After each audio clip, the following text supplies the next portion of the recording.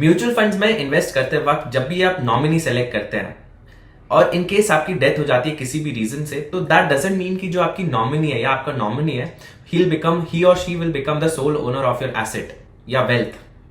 क्योंकि as per the Indian succession act जो भी नॉमिनी होता है उसका एक लीगल रिस्पॉन्सिबिलिटी होता है to distribute your wealth as per your wishes. Maybe अगर आपने विल बनाई है तो आपके विशेस के अकॉर्डिंग आपकी वेल्थ डिस्ट्रीब्यूट होगी, या फिर अगर आप इंस्टेट है यानी कि आपके पास विल नहीं है एज आपकी डेथ के टाइम पे, तो जो आपके एसेट्स होंगे वो डिस्ट्रीब्यूट होंगे as per your religion.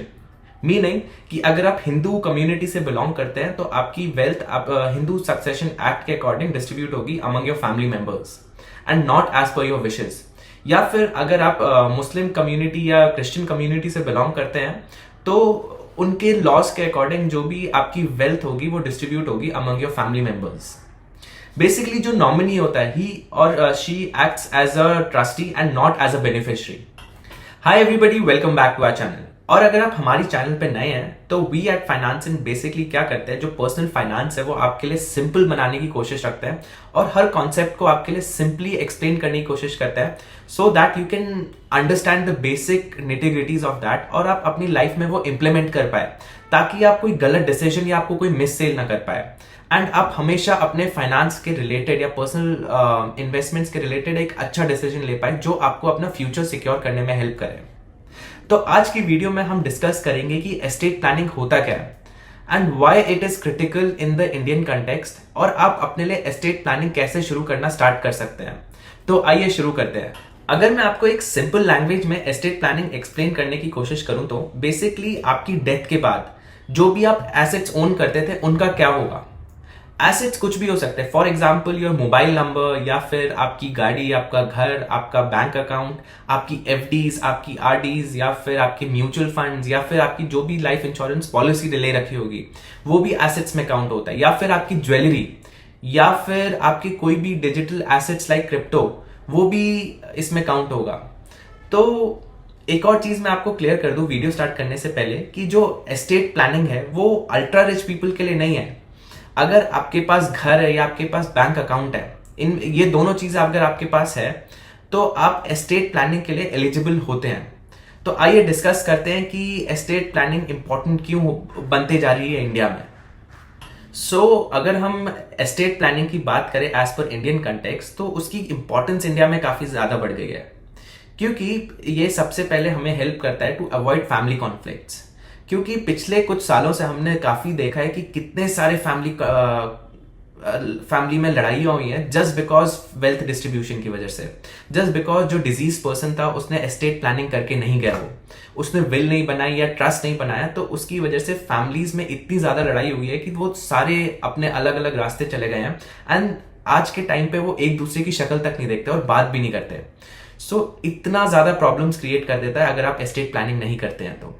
Secondly, ये लीगल डिलेज को अवॉइड कर देता है, क्योंकि जब एक फैमिली में लड़ाई होने लग जाती है बिकॉज ऑफ वेल्थ डिस्ट्रीब्यूशन, तो वो फिर कोर्ट में सालों साल वो केस चलता रहता है। उसकी वजह से जो फैमिली मेंबर्स होते हैं उन्हें वो वेल्थ टाइम पे नहीं मिलती, जो भी डिजर्विंग पर्सन होते हैं उन्हें वो टाइम पे वो वेल्थ नहीं मिलती।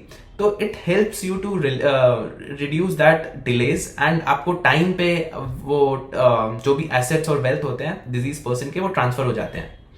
एंड थर्ड है कि मल्टीपल रिलीजन्स हैं, जैसे हिंदू कम्युनिटी या मुस्लिम कम्युनिटी या क्रिश्चियन कम्युनिटी है, काफी सारे कम्युनिटीज है और उसमें अलग अलग लॉज है और काफी कॉम्प्लेक्स लॉज है। उसकी वजह से जो भी डिसीजन होता है अगर आप एस्टेट प्लान नहीं करते तो वो उस रेगुलेशंस में फंस जाते हैं और मतलब वो वेल्थ फिर डिस्ट्रीब्यूट नहीं हो पाती और काफी कॉम्प्लेक्सिटी आ जाती है।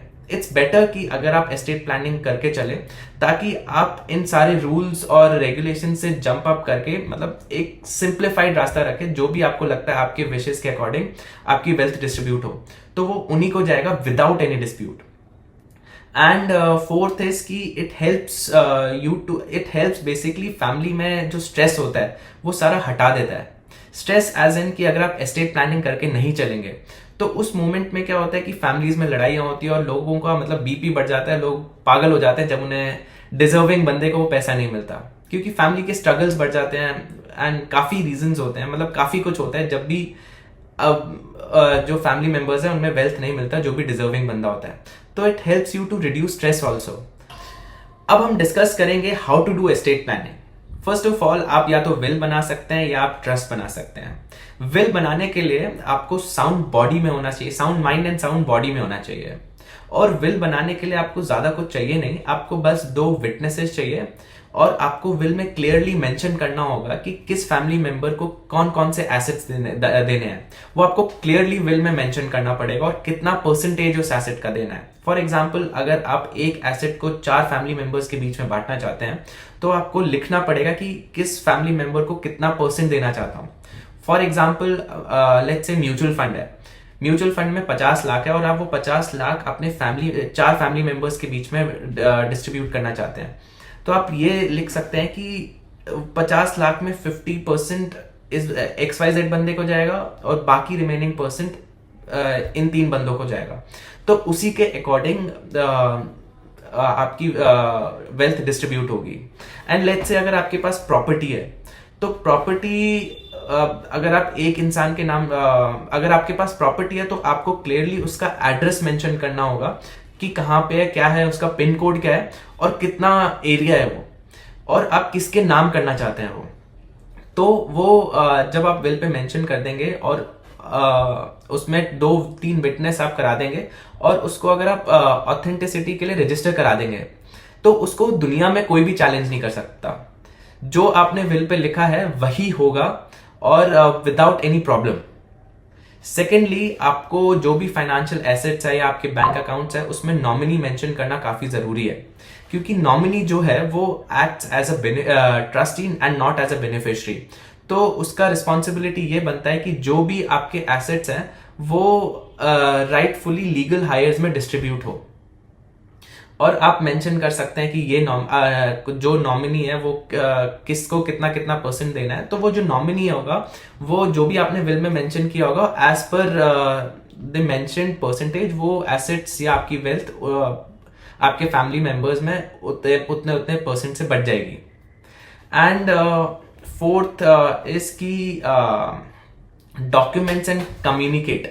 बेसिकली अगर आपने विल बनाई है, तो आपको बताना होगा कि बेसिकली अपने family member, trusted family member या अपने लॉयर को बताना होगा कि विल कहाँ है, कैसे है, और जो भी आपकी डिटेल्स है। फॉर एग्जाम्पल, अगर आपके म्यूचुअल फंड्स है, तो म्यूचुअल फंड्स के फोलियो नंबर्स क्या है, अगर आपका क्रेडिट कार्ड है, क्रेडिट कार्ड का नंबर क्या है, या अगर आपकी लाइफ इंश्योरेंस है, लाइफ इंश्योरेंस का पॉलिसी नंबर क्या है, वो आपको सारी जगह एक जगह पे मेंशन करके रखना होगा, ताकि आपके बाद जो भी आपकी वेल्थ ले रहा होगा, तो उसको पता होगा कि आपका पैसा कहाँ कहाँ पे डिस्ट्रीब्यूटेड है, और उसके पास अगर सारी डिटेल्स एक जगह पे होंगी, तो वो काफी इजीली ट्रांसफर हो सकती है आपकी वेल्थ। एंड लास्ट पॉइंट जो मैं आपसे कम्युनिकेट करना चाहता हूं, वो ये है कि अगर आपने लाइफ इंश्योरेंस ले रखा है, फॉर एग्जाम्पल टर्म प्लान ले रखा है, और अगर उसमें आपने नॉमिनी असाइन कर रखा है किसी को, तो वो जो डेथ बेनिफिट होगा, फॉर एग्जाम्पल आपने टर्म प्लान 1 करोड़ का लिया, तो वो 1 करोड़ होगा वो आपकी नॉमिनी को ही जाएगा, क्योंकि लाइफ इंश्योरेंस में ऐसा रूल है, जो नॉमिनी होगा वही बेनिफिशियरी होगा एंड नॉट अ ट्रस्टी। तो ये एक इंपॉर्टेंट पॉइंट था जो मैं मेंशन करना पहले भूल गया, but yes, I have mentioned it now. और लास्ट पॉइंट मैं इसमें ये बताना चाहता हूं कि जो भी आपकी विल है, आप हर 2-3 साल में ना उसको रिव्यू करते जाइए, क्योंकि क्या पता आपने विल बनाने के बाद कोई एसेट एक्वायर कर लिया, फॉर एग्जांपल आपने कोई प्रॉपर्टी ले लिया, म्यूचुअल फंड्स ले लिया, या लाइफ इंश्योरेंस ले लिया, तो वो आपको हर 2-3 साल में अपनी विल रिव्यू करनी चाहिए।